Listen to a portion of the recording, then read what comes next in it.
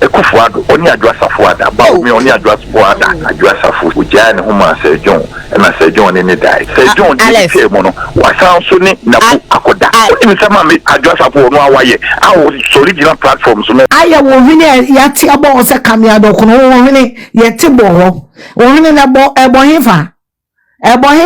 and poate. Kwasia kwado nta wanya kwasia juma majuwa zebra eni Canadian diapoa ne koti entimi hwetwem aboa jimifo wan kodidi atema ama yonko bema wan dani aboa ama yonko bema wo koti ntimi ni twe aboa kwasia wate menne woni wobusuafo enum wo maami chasi ni tweni ase wo maami aboa na wanteto no menne wo mu nyinanu o kan krofo a ales o pese o kira na che sa Adwoa Safo akole yotu kwasi a wodi ne twa ni Kennedy record ya wugwe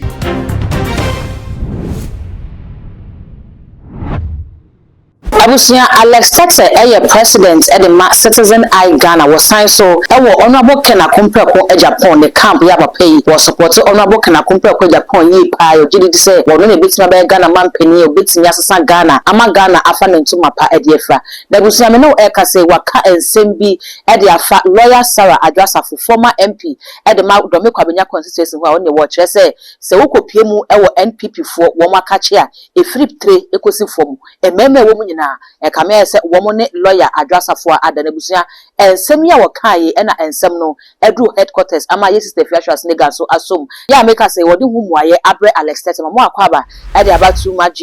so first time ya bunya subscriber to say ya no wakaye so the bell no be kan no upload ni to no first person ya wonsa ebidi kan akabusia ase ebodi ra ensem nim de nyina efiti ase ene ensem ya lawyer Sarah Adwoa Safo ekopie mu e wodo be Kwabenya constituency bibia na wodi MP e de ma wo no and I want delegates for our Equakasa at the address. I want to abano and for my doctor Muhammad Bawumia if you no and I will know Adwoa Safo at time that you wouldn't mudi so bit to me about Ghana man penny a fame and tia now watch us. I want to abano and for man is a one on a political career no is at stake. So Kabana said Dr. Muhammad Bawumia a Ghana man penny India any oh bit me at was I and among yourself as a Equadane Nekodi honorable Fadia or no and ya days of money post in Tino delegates no and so about and for my Dr. Muhammad Bawumia Busia and same way ya you know, and no, and a cost packing, internet, so equally bebre, and a ma Alex Tetteh, so equal grantee interview, ewo unya, abrana, yes, sister, and I brefo, and an etium the ho, and Alex Tetteh, equal roko, actually a member, ya, a NPP party, no woman lawyer, Adwoa Safo Ada. Ekufuado, only Adwoa Safo Ada, Bawumia, only Adwoa Safo Ada, Adwoa Safo, Ujan, Huma, Sir John, and I said John in the die. Sir John, Mono, was sound Sunni, Nabu, Akoda. In some Adwoa Safo, no way. Our original platforms no kata madam enkofa wema na ndo safano onu ni wo finda do ni wo yenyan oye sen ko babon tin kasa o papa ye respect no o papa nti e din e dan sunti e kan bibia fan ho ana ya ye we kakra when you go for the when people in Bibli, or just platforms are no Muslim, me or Bawumia bat, make a one year now. You just platforms are, then go for you say, a member, the Unze, sanity. Ye member, you could see your bedroom. On him, Koda made problem by Sir John. Ni this ejumano inche ye compare konja me mekai Adwoa Safo ana make a jono min sorry me kan bibi emu obi ewura bakama idile da ni sunti de na Kennedy aka wo ho ni say entroda Entabusia ensemi ya Alex Tetteh eka ye no eno na akwakodu headquarters na onum say sister Fiaso de se woka obi a ofi Dr. Muhammad Bawumia campa na waka no sabre wo kire se ensemi ya Alex Tetteh eba be kan enyo obi a se eye honorable Kena Kumpreko Japan na afa Julius Debra na asoma no se womra no mbegu Adwoa Safo ahofinti Fiashwas nega kire se Alex Tetteh enchina se odidia ene ne ebe nyina eye ne dia na Alex Tetteh ye kan wasemi ne boss nimpon any Kennedy akumpreko Japan acheso bo 5 year plan edema Kennedy Japan enti enka me akoyese ensamo de babo nti nyina no na chese utro support na ede ama Kennedy Japan but ena make say Kennedy akumpreko Japan de nam the spokesperson so ede enkrata ya yakuruchie de ababeto abonten say abrante ya ye friend Alessi onka Kennedy campaign team no ho ebi mu kronza nye kasamafo anaze mpanifo nyini so nkasa mfa ma Kennedy na kasa oka ede afa Sarah Adwoa Safo nyina no papa ne nsema Kennedy enum hwe na eno ne nam so ma afia hwasne ga kire mu se da bi ensem no efiri babi efiri yesi obi benya wa na efiri fie ensem a alesi kan nyina na chese efiri Kennedy ene Julius Debra asoye ena addressa for no ena wa di addressa for ne twa ye wonu hello addressa for Alex ne twa ye wonu addressa for ne twa ye wonu bra addressa for ne twa ye wonu because ne twa ye wonu man ko aboka Neche eye when unkwan wanu ni shape wanu ni sam wanu aye deform aye the scala aye wo hene yati abo se kamia dokono wo hene yeti bo ho wo hene na bo ebo hefa aboa wate yasuma wo se wo ba wo ne na wo mi ni begidi na tem enye danwa enye mfama na akojira Kennedy Japan adwini mu a enye mfama aden a ye kwa campaign wala set campaign ba so no furu bi da wala set na eyize mo mudu kroma ya na mo pesa mo ye mo so mo ye like somebody arrested musi kroma ya na mudu mo ni mo tese hopes na do ye musu ba ni bi mudu kroma pesa mo kasa mani padwene ze mo ye ni pa ama si ye kwa campaign aboa mo yi campaign enye sound card ni na ote enye sound kana na yahihye sound ogu ni enu na nate wo wa na emu akwa campaign bus as what kache as what as what bema wodi boy man yonko bema ansa na wodidi bema yesuma ni se kodi atem ansa na wodidi kwasia kwado nta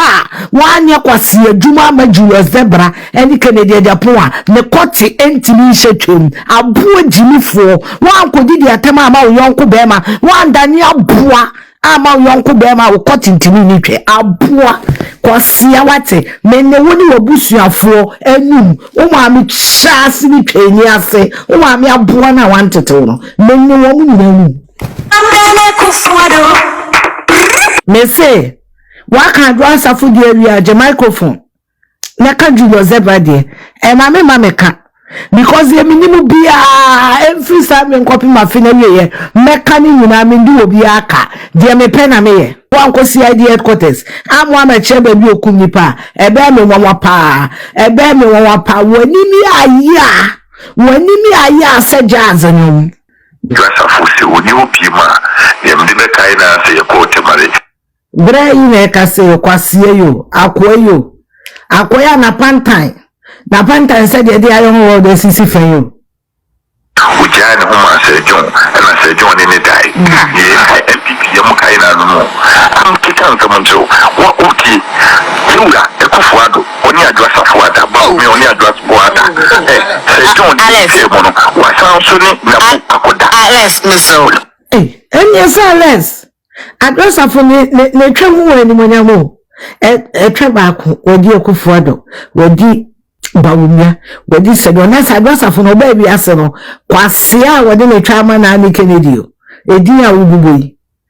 o kan krofo a Alex o pesa o kira na che sadwasa fo akole yotu kwasia wodi ne twama ni Kennedy record ya wububoyi ayo si woni opi ma ye mde be kai na ujani huma se John na se John ni dai ye MPP ye mo kai na no am kitan kamanjo wa uki yura ekufuado oni adwa safuada ba mi oni adwa boada se John se mono wa sanso ni na akoda Alex miso oti mi sama mi adwa safu no awaye awo original platforms no kata Alex madam enkofo we ma na adwa safu ano onu ni mo finga do ni mo yenyan oye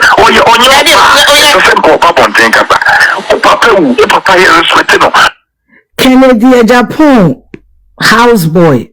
and Osman is uncle did you about one in a woman you want them because Adwasa for the can kore Adwasa for say Kennedy did matem and Tino Kennedy boo a man Tino Kennedy ebu a man Tino was Suman a houseboy. So uncle did the baby mama is that you people are so stupid. You people are so stupid, immature, irresponsible, stupid networks. That's what you are. Adwoa Sarfo se oni obi ma dem de kai na se ye ko temare ujia ne ho ma se John na se John ne dai ye MPP yam kai na no am kitan so monjo wa uti yura ekufuado oni Adwoa Sarfo ata ba o me oni Adwoa Sarfo ata se John ne mo no wa san so ni na akoda Alex Miso oni me sama me Adwoa Sarfo no awaye awo original platforms no kata Alex madam enkofo we ma na Adwoa Sarfo ano onu ni mu fi na do ni mu yenyan oye sempo papa ntenka pa papa wu papa here respect no papa ngai din na da ni tunti e ka media fan ho ana ya yi we kaka Adwoa Sarfo se ebi akopre ko be president ono ni ambition as ebi open minister di ekoto ken animu a one year because enkofo be feel say a family and friends this who arrested who kwachi 22 years girl e wo hostel e ko din wo hostel me achiu who arrested Aboa Jimmy fo kwasia Aboa yare 40 sew Aboa akwala kicho na do sa ko wo ni twem hostel no e ma ya bachi watimi aka wasem Julius Zebra wo to fie mama watimi aka wasem wo kwasia Julius esuma se ko didi Adwoa Sarfo atemebo a Julius mebo a munya wohwemo one because Julius se wani obi ye adwuma ma no na wo so ye wo se Julius be shield o entu be jimi Julius se wani obi ye adwuma so say a family and friends it's political career when you go for the when people in the break or just not from so almost no me wo Bawumia bat ni me ka and this for abre na wo say we the konkonsan kura na wonam na me na me ye Julius Biba una ye Julius Biba amebo a una ye Julius Biba amebo a ai won so na akwa kache so fu roja ona akache roja say me mo say me hu true one less me ye nti na say dem mo ye ni fi wo me hu true mo madigi wasi NNDC for na yo say oni omu di nkomo no omu nyina egumi boto mo aboa ena wona Julius kache o say ko fa roja bra na roja mo mpe kakrama no na so fu roja meka say John Mahama be ko second term Aboa nchewo ma mewe wate wo Aboa nchewo nua manwe Aboa won nchewo kranwe menne wo kra nu Aboa wate kwasia ye made nam ye gina platform so ne ko fu sa ma me na why tie wa me na za ma me no Niti mo dem fucking za ma me no me ko se chemte ma me fe mo pare no Mami fremo pare no de yes otam yes contract ni ama nana boro akonta ne friend say Dr. Sledge me betra ase be ka se e baba be ti Dr. Sledge na mo si mi ye dede na Dr. Sledge asem na ko si sen obo be so me ye katasu mu ma so ba asem me da wo yoko Dr. Sledge mo musa mami fremo pare say ye de na Dr. Sledge any asem enne mami nenka wo mami fremo pare yen start we are chief of staff we are bad time neka yamfa ne sa Adwoa Sarfo kwa no obedi nkomanka wosanka wosa ka che Kennedy based on the arrested taken mami from up is say no we were Kennedy camp because now person Bawumia do ye den running mates what be chief of staff and so at your age you wanted to be a running mate and you didn't get it and they say Bawumia ya bonsam as a chief of staff as yes mama no running mate aye mama no running mate den aye na Bawumia ko fa na po Bawumia fa na po na mama no train ho efiri Bawumia ho mama no running mate aye den baby na tifia duro che say Ghana die obi ntwe ne ho mo bi ma me ka che mo point frame up pare Mami Femo Pare former chief of staff no running mate aye den Iti mo den. No perani mate aye den